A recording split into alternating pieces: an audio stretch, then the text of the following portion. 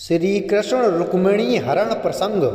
आखिर क्या लिखा था रुक्मिणी ने संदेश में कि श्री कृष्ण दौड़े चले आए। द्वारका रहते हुए भगवान श्री कृष्ण और बलराम का नाम चारों ओर फैल गया।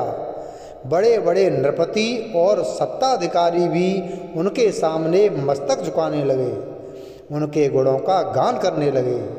बलराम के बल वैभव और उनकी ख्याति पर मुग्ध होकर रेवत नामक राजा ने अपनी पुत्री रेवती का विवाह उनके साथ कर दिया।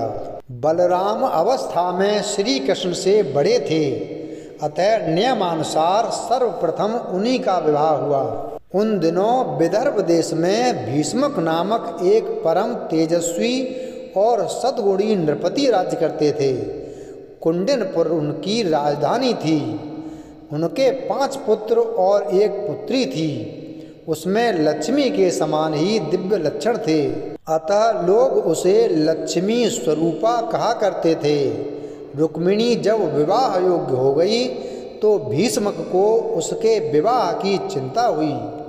रुक्मिणी के पास जो लोग आते जाते थे वे श्री कृष्ण की प्रशंसा किया करते थे। वे रुक्मिणी से कहा करते थे, श्री कृष्ण अलौकिक पुरुष हैं। इस समय संपूर्ण विश्व में उनके सदृश अन्य कोई पुरुष नहीं है। भगवान श्री कृष्ण के गुणों और उनकी सुंदरता पर मुग्ध होकर रुक्मिणी ने मन ही मन निश्चय किया कि वह श्री कृष्ण को छोड़कर किसी और को भी पति रूप में वरण नहीं करेगी। उधर भगवान श्री कृष्ण को भी इस बात का पता हो चुका था कि विदर्भ नरेश भीष्मक की पुत्री रुक्मिणी परम रूपवती तो है ही, परम सुलक्षणा भी है। भीष्मक का बड़ा पुत्र रुक्मी भगवान श्री कृष्ण से शत्रुता रखता था। वह बहन रुक्मिणी का विवाह शिशुपाल से करना चाहता था, क्योंकि शिशुपाल भी श्री कृष्ण से द्वेष रखता था।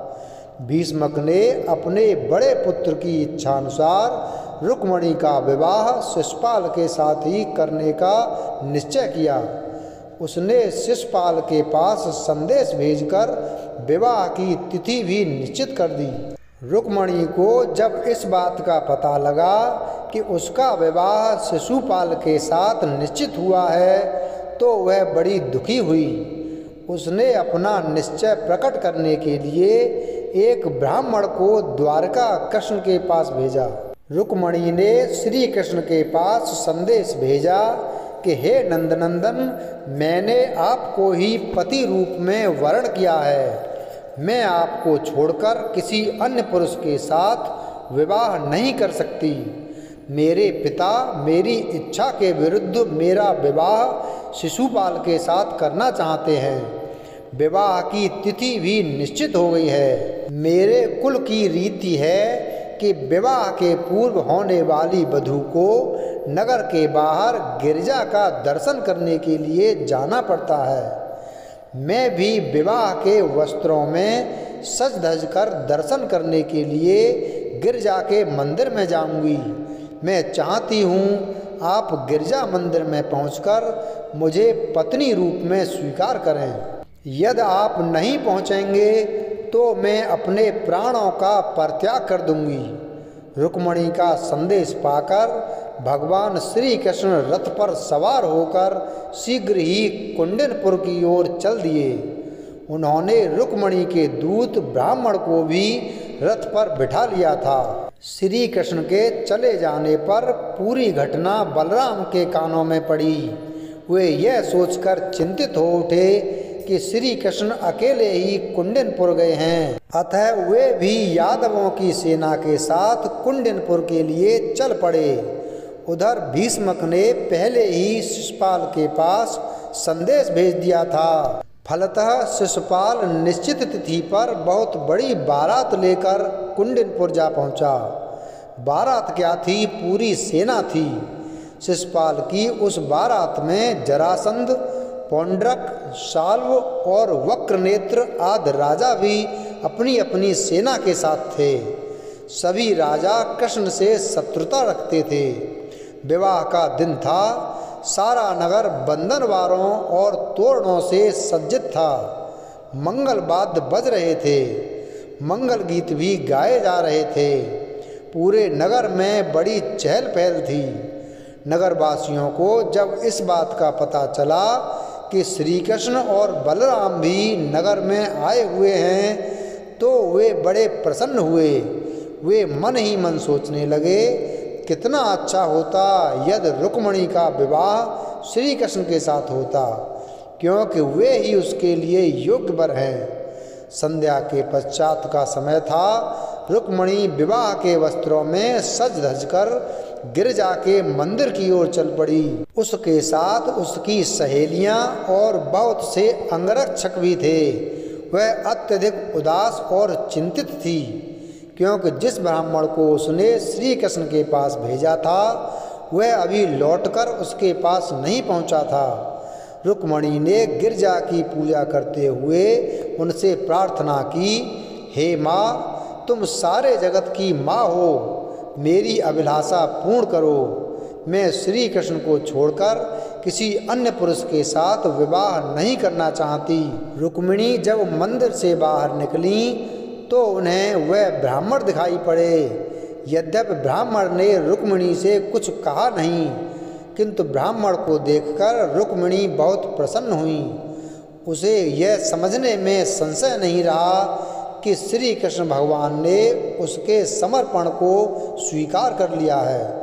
रुक्मिणी अपने रथ पर बैठना ही चाहती थी कि श्री कृष्ण ने विद्युत तरंग की भांति पहुंचकर उनका हाथ पकड़ लिया और उसे खींचकर अपने रथ पर बिठा लिया और तीव्र गति से द्वारका की ओर चल पड़े। क्षण भर में ही संपूर्ण कुंडनपुर में खबर फैल गई कि श्री कृष्ण रुक्मिणी का हरण करके उसे द्वारकापुरी ले गए। शिशुपाल के कानों में जब यह समाचार पहुंचा तो वह क्रुद्ध हो उठा। उसने अपने मित्र राजाओं और उनकी सेनाओं के साथ श्री कृष्ण का पीछा किया, किंतु बीच में ही बलराम और यदुवंशियों ने शिशुपाल आदि को रोक लिया। भयंकर युद्ध हुआ। बलराम और यदुवंशियों ने बड़ी वीरता के साथ लड़कर शिशुपाल आदि की सेना को नष्ट कर दिया। फलतः शिशुपाल आदि निराश होकर कुंडनपुर से चले गए। रुक्मी यह सुनकर क्रोध से कांप उठा। उसने बहुत बड़ी सेना लेकर श्री कृष्ण का पीछा किया।